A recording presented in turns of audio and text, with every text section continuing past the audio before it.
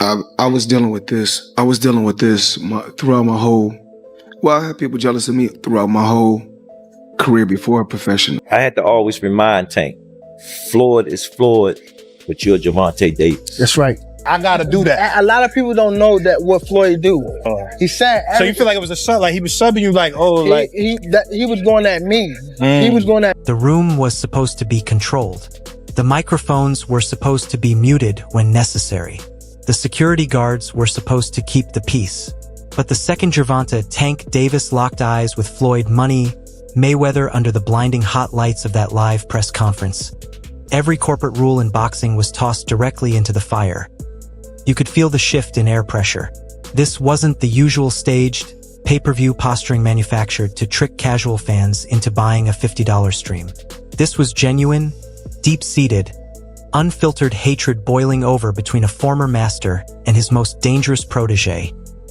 Tank didn't take his seat. He stepped right past the podium, ignored his own promoter, grabbed the mic with a white-knuckled grip, and looked directly into the face of the man who built him. "You don't want me to pass you," Tank spat, his voice trembling not with fear, but with years of pent-up resentment. "You built me up just so you could sit on top of me forever. But the crown doesn't fit you anymore, Floyd." The entire press row went dead silent. Mayweather's trademark smirk instantly vanished, replaced by a cold, hardened stare that boxing fans hadn't seen since his early days in Grand Rapids. Cameras flashed like lightning as Floyd stood up, physically crossing the line of security, pointing a diamond-encrusted finger inches from Tank's face. "You wouldn't even be standing in this building without my blueprint," Floyd shouted back, his voice echoing off the walls. "You think you're the king? You're just another fighter living off the crumbs I left on the table." Within 3 seconds, bodies collided. Microphones were knocked off tables, chairs clattered to the floor, and security guards scrambled in absolute chaos trying to separate two men who collectively hold the keys to modern boxing. What you just witnessed wasn't a fight promo. It was the public explosion of the most dangerous rift in fight sports. And what happened after the cameras cut out changes everything we thought we knew about Tank Davis, Mayweather Promotions, and the dark underbelly of big money boxing. To truly understand why a room full of security guards had to form a human wall between Gervonta Davis and Floyd Mayweather, you have to rewind to where this illusion was born. For nearly a decade, Mayweather Promotions didn't just sell fights, they sold a fairy tale. The narrative was pushed on every broadcast. Floyd Money Mayweather, the undefeated tactical genius who conquered 5 weight divisions, taking a troubled kid out of West Baltimore and turning him into the heir to the throne. Tank Davis was marketed as the modern iteration of Pretty Boy Floyd, brutal power mixed with elite athleticism, guided by the sharpest business mind in combat sports history. When Tank knocked out Jose Pedraza back in 2017 to capture his first world title at just 22 years old, Floyd stood in the ring, holding Tank's arm high, looking like a proud father watching his son inherit the family empire. Floyd told the world, "This is the future of boxing." Tank echoed the sentiment, praising Floyd as his mentor, his savior, and the blueprint for financial freedom. For a while, the public ate it up. Tank's pay-per-view numbers climbed, his highlights went viral, and his brutal left hand made him the most terrifying lightweight on the planet. But behind the closed doors of private jets, training camps, and executive suites, a completely different dynamic was taking shape. The fairy tale was built on a structure that had a mandatory expiration date. Floyd Mayweather didn't build Tank Davis to be equal. He built Tank to operate inside the ecosystem of Mayweather Promotions, where Floyd was always the primary figure, always the ultimate boss, and always the biggest name on the poster. As long as Tank was a rising prospect, the arrangement worked smoothly. Floyd provided the platform, the legal protection, and the shine. Tank provided the knockout highlight reels. But Tank grew up. He wasn't that starry-eyed kid from Baltimore anymore. He was filling arenas from Atlanta to Los Angeles on his own merit. He was becoming the primary pay-per-view draw for an entire generation of younger fight fans. And that's when the dynamics started to sour. Insiders close to Tank's camp began noticing subtle changes in how Floyd handled Tank's big moments. Whenever Tank was scheduled for a major fight week, Floyd somehow managed to pull the spotlight back onto himself. If Tank was holding an open workout, Floyd would host a surprise press conference across town or schedule an exhibition fight announcement on the exact same afternoon, At first. Fans thought it was just bad timing or clever cross-promotion. Tank, however, saw it as a deliberate tactic to remind the world who owned the brand. The resentment quietly built up over contract negotiations, pay-per-view splits, and fight control. Tank started to feel like he was trapped inside a golden cage. A star who was generating tens of millions of dollars, yet still being treated like a junior partner in his own career. The first public cracks appeared in late 2022 when Tank announced he was completing his contract with Mayweather Promotions. He made it clear that while he respected what Floyd had done for him, he wanted total freedom. He wanted to own his master recordings, control his own. I was dealing with this. Throughout my whole. Well, I had people jealous of me throughout my whole career before a professional. Jealousy comes with the territory. I sell an arena out every time, and I say to myself, y'all people not tired? Y'all done been here 50. We done sold the arena out 50 times, and y'all keep coming up short. We could do it 50 more times. Y'all gonna keep coming up short. What's meant to be in life is meant to be. And Cruz, and as far as what Cruz would take, he know he didn't win. No, he didn't win at all. And if Tank really would have lost the fight, I would have said he lost. And of course, it's California. This is Mexico. So, if you Promotion and call his own shots. Floyd played it cool in front of the cameras at first, telling reporters he wished Tank the best and that he was proud to see a young fighter become his own boss. But in boxing, business decisions are personal. You don't just walk away from Floyd Mayweather's enterprise without leaving a scar. When Tank officially went independent, the corporate politeness dropped. The subtext turned into indirect jabs. The indirect jabs turned into social media tirades. And both men began building separate camps in a cold war for authority in the sport. Which brings us directly to the explosive press conference where that cold war suddenly turned boiling hot. The anatomy of a public BRAKDOWN. When both men entered the press conference hall, the tension was thick enough to cut with a razor. The media expected a routine promotional event, but Tank arrived with an entirely different agenda. He wasn't there to read corporate script lines or plug sponsor products. He was there to vent years of accumulated frustration. The eruption started over a simple question from a beat reporter regarding Tank's legacy compared to Floyd's. Before the reporter could even finish the sentence, Tank leaned directly into his microphone and let out a cynical laugh. Legacy? Tank scoffed, shaking his head. Every time I build something of my own, old head wants to come out and put his shadow over it. He doesn't want to see me cross the line he drew. He wants to see me win, but never bigger than him. That's the real truth nobody talks about. Floyd, sitting just 3 seats away on the dais, didn't ignore the comment as he usually does with media chatter.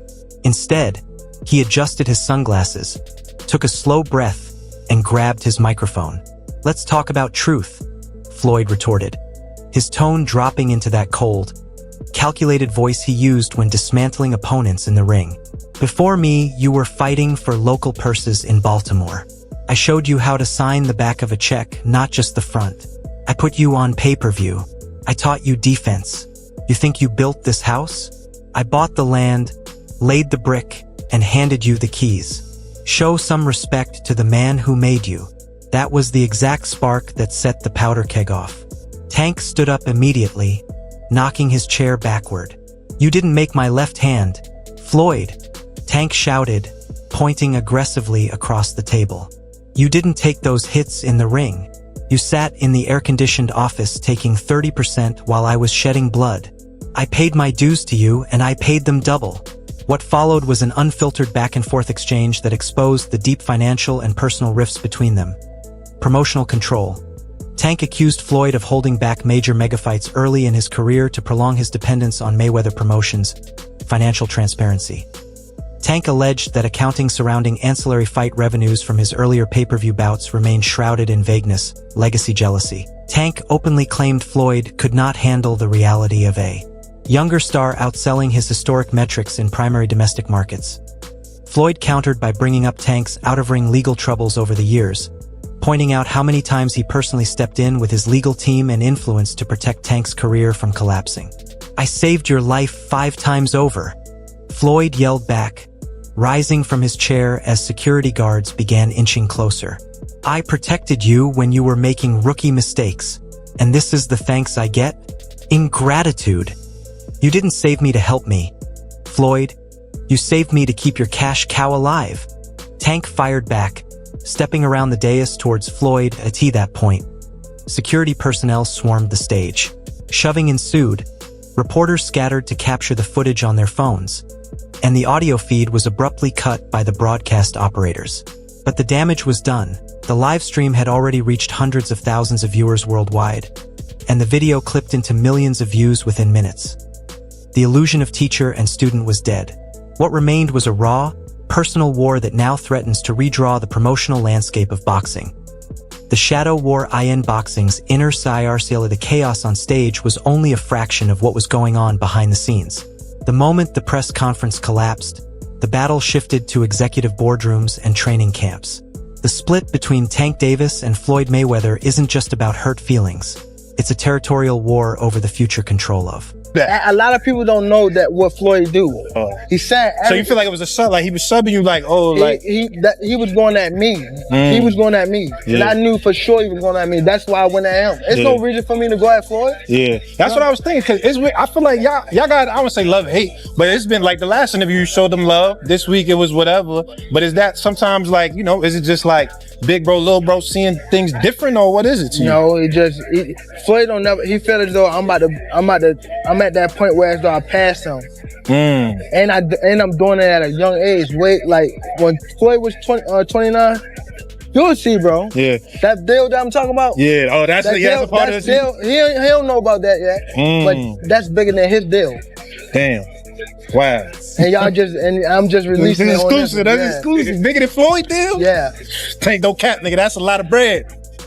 Boxing's lucrative lightweight and super lightweight divisions.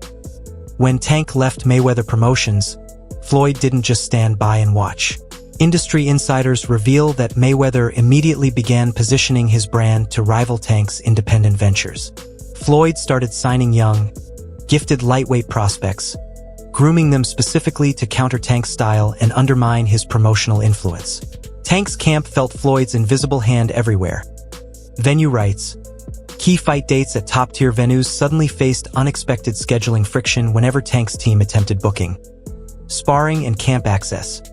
Promising young talent were warned that training with Tank could result in being blacklisted from Mayweather events.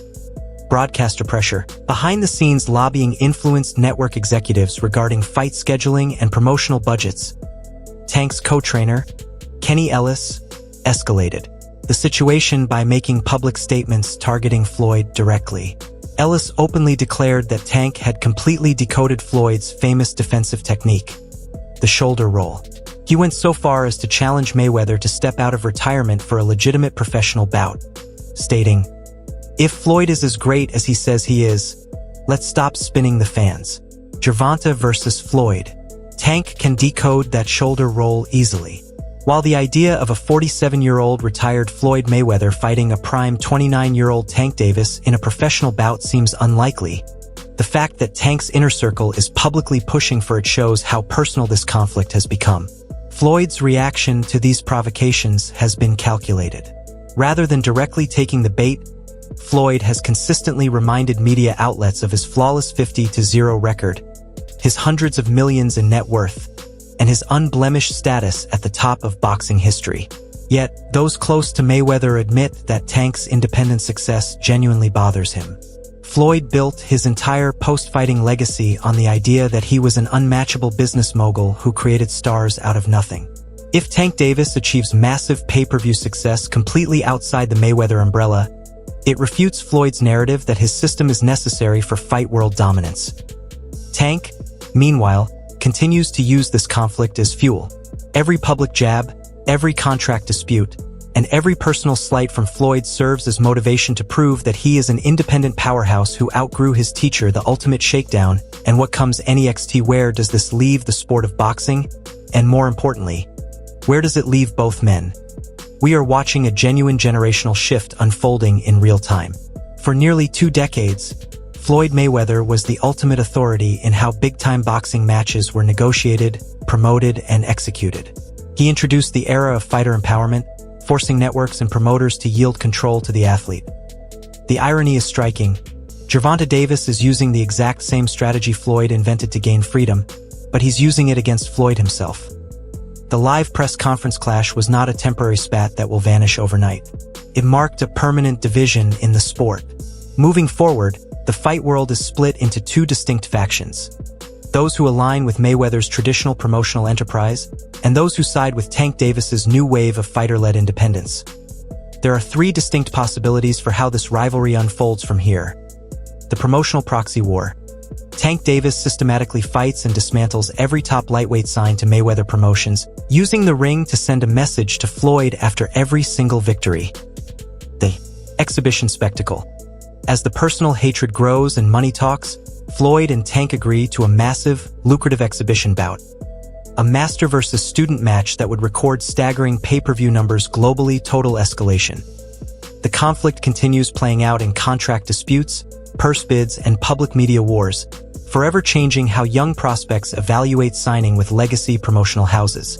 Tank Davis proved at that press conference that he is no longer standing in anyone's shadow. He called out the most powerful man in modern boxing history, face-to-face on a live microphone, and refused to back down. Floyd Mayweather proved that even in retirement, he will defend his legacy, his prestige, and his business empire with ruthless aggression.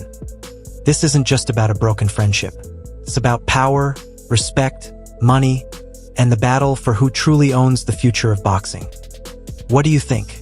Did Tank Davis do the right thing by breaking free from Floyd Mayweather? Or does he owe his entire success to the blueprint Floyd built for him? Drop your thoughts in the comments below. Don't forget to like and subscribe to stay updated on everything happening in the boxing world.